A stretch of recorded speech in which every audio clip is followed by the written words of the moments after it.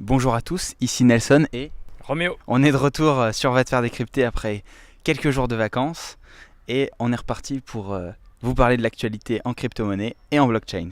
Je voulais vous parler d'un pays qui est assez exemplaire dans son adoption des crypto-monnaies et de ses utilisations au quotidien, c'est l'Inde. En Inde, le gouvernement qui cherche à lutter contre la corruption a décidé de retirer de la circulation plus de 90% des billets. Donc du cash en circulation. Historiquement, dans ce pays, il y a un fort intérêt pour l'informatique et pour la digitalisation de manière générale, et tout particulièrement sur les smartphones. Il y a d'ores et déjà certains billets qui ont été retirés, et il y a d'ailleurs une application qui illustre bien ça, c'est Paytm. Paytm a récemment enregistré une croissance de plus de 400% de son activité. C'est une plateforme de stockage, de paiement et d'échange en cryptoactifs qui compte plus de 220 millions d'utilisateurs pour 5 millions de marchands qui acceptent désormais, en plus de la carte bancaire ou du cash, des transactions. Pour donner une petite ordre de grandeur, en Inde, il y a 1,250 milliard d'habitants. Ça représente presque 20% d'utilisateurs. Cette application, elle a dernièrement complété son offre avec des services bancaires, des services d'investissement et notamment dans des tokens indexés sur de l'or qui est effectivement détenu dans les coffres du gouvernement indien. Voilà pour l'Inde dont je voulais parler aujourd'hui. La deuxième nouvelle dont je voulais vous faire part, c'est la crypto-monnaie EOS qui est désormais stockable sur les petits portefeuilles physiques électroniques de Ledger. Alors Ledger, c'est une start-up française qui a créé des portefeuilles physiques pour sécuriser les crypto-monnaies, qui accepte du coup sur ses produits plus d'une cinquantaine de crypto-monnaies, dont évidemment les plus communs comme le Bitcoin Cash ou le Litecoin. Donc l'enjeu de ces portefeuilles physiques, c'est une sécurisation en les stockant sur un appareil hors connexion et qui va permettre d'éviter les attaques des pirates du web. La meilleure sécurisation qu'on vous conseille chez VTFD, ça va être la confidentialité finalement. Et on a un article qui l'illustre plutôt bien, qui s'appelle 10 ans pour vol de crypto, qui vous explique pourquoi c'est important de garder le secret autour de ces investissements et de ces façons de stocker ces cryptoactifs. Donc juste pour revenir à ce que tu disais Nelson sur l'Inde, qui en termes de nombre d'utilisateurs, je crois qu'il n'y a pas deux pays qui fait la même chose que l'Inde. C'est assez surprenant quand même que ce soit un pays du sud économique qui montre un peu l'exemple. Qui montre carrément l'exemple. Il montre l'exemple là, dans ce domaine-là et ça montre un peu le retard qu'un pays comme la France a dans ce domaine-là. Donc c'est un peu dommage et c'est pour ça qu'on est là. Voilà. Monsieur Macron, si vous êtes là, on est disponible.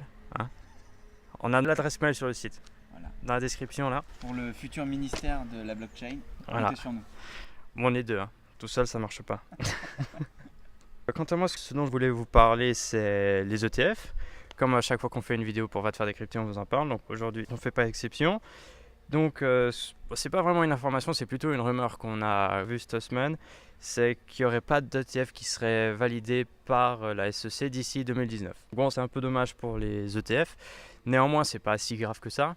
Parce que si le marché des crypto-monnaies a réussi à atteindre les sommets qu'elle a atteints ces dernières années, c'était sans les ETF. Donc elle n'a pas besoin des ETF pour vivre. Donc c'est pas si grave que ça. Deuxième news, c'est la chute du prix et la capitalisation du marché des crypto-monnaies de 13%. Donc déjà, sacrée chute quand même. On l'a senti passer celle-là. Trois explications, plutôt trois théories.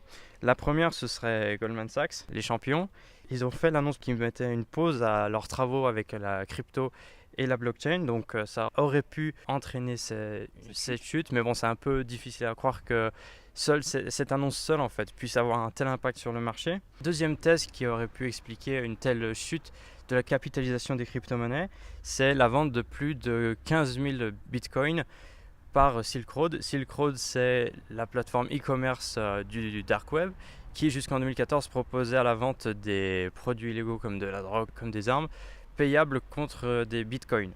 Aujourd'hui, ils seraient en possession de plus de 111 000 bitcoins et cette semaine, là, ils ont vendu dans la même journée plus de 15 000 bitcoins. Donc le jour où ils ont vendu ces 15 000 bitcoins, ça représentait plus de 10% comme tu disais de la valeur échangée sur 24 heures.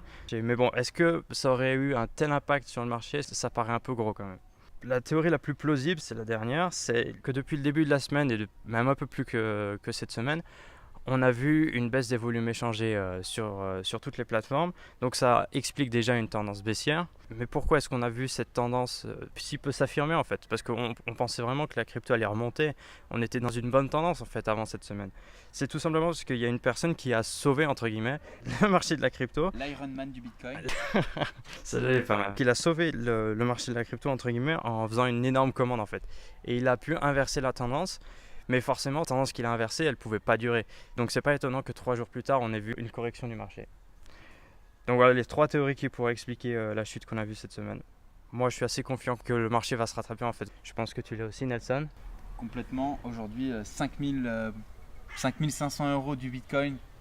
Je pense que c'est pas le rythme de croisière et la valeur de croisière, si on peut s'exprimer ainsi, pour du Bitcoin qui reste la crypto-monnaie numéro 1. Exact.